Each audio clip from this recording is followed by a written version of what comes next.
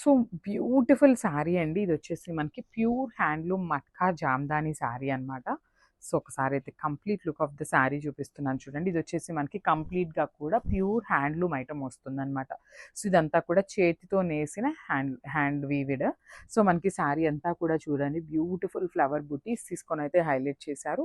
So ఒకసారి నేను transparency కూడా చూపిస్తున్నాను చూడొచ్చు. మట్కా జామ్దాని వస్తుందండి మనకి శారీ అయితే.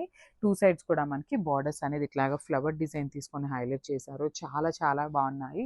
చాలా లైట్ వెయిట్ ఉంటుందండి శారీ అయితే. మనకి పళ్ళు వచ్చేసి రిచ్ పళ్ళు ఉంటుంది. సేమ్ మనకి ఇక్కడ బార్డర్‌లో ఏదైతే ఫ్లవర్ తీసుకున్నారో మిడిల్‌లో అని అవన్నీ కూడా కాంబినేషన్‌తో బంచెస్ స్టైల్‌లో తీసుకొని బార్డర్ అయితే హైలైట్ చేశారు.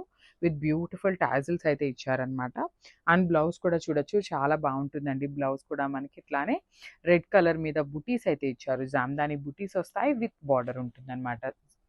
సో ఒకసారి complete look of the sari చూపిస్తున్నానండి. Just have a look and grab some.